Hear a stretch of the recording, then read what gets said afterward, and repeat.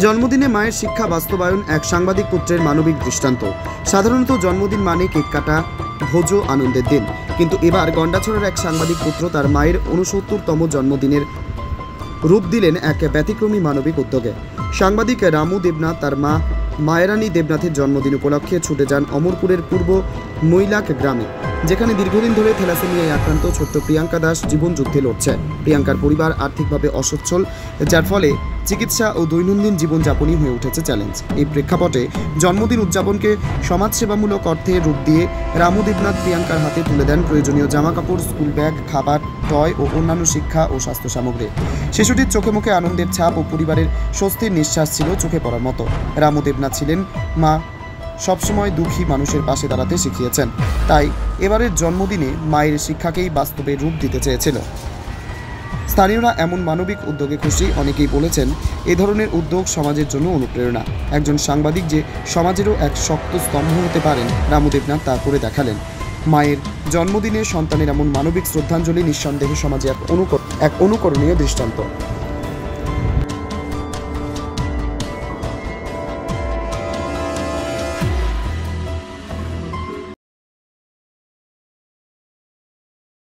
আক্রান্ত হলো। তো এক মাস আগে গন্ডাছড়া একজন সাংবাদিক এসে তো আমার মেয়েটারে দেখে পত্রপত্রিকা তুলে দিচ্ছে। উঠানোর পরে রামু দেবনাথ সাংবাদিক, তো এর মা দেখতে এসে যায়, খুবই দুঃখিত এই রোগে আক্রান্ত। তাই রামু দেবনাথের মার জন্মদিন উপলক্ষে আমার মেয়ের স্কুলের সামগ্রী অনেক কিছু, দুধের ডিব্বা, খেলনার জিনিস, এরপরে আমার গ্রামের বয়স্ক মানুষ পোলাবান সবাইকে মিষ্টি মুখ করাইছে। ওই আমি কই রামু দেবনাথের মা আরো দীর্ঘদিন বাঁচুক, আমি চাই যে আমি একদম খুব খুশি যে আমার মেয়ের লেগে আজকে অনেক কিছু দিয়ে গেছে, কিন্তু দেওয়ানটা না, কিন্তু এর দুঃখে এই বাচ্চাটা নিয়ে আজকে আমি 8 বছর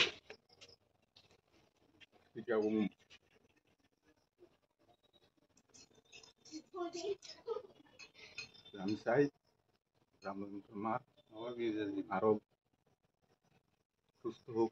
আমি চাই আশা ছিল আমার বাচ্চারা এসে দেখার লাগিয়ে, কিন্তু দেখতে পারে নাই, ঘরে অসুস্থ।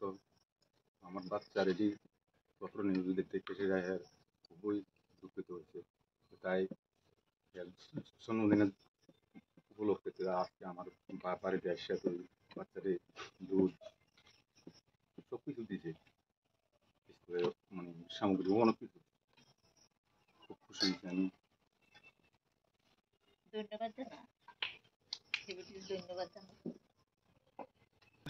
আমার বাড়ি হইল অমরপুর মৈলাক, গ্রাম মৈলাক।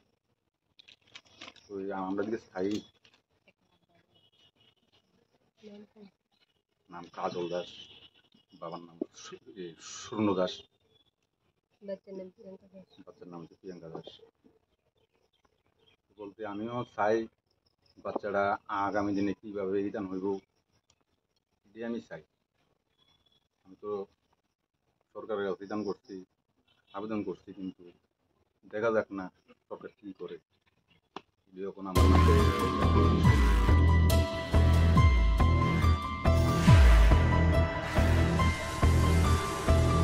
নিজস্ব প্রতিনিধির রিপোর্ট, অমর বার্তা।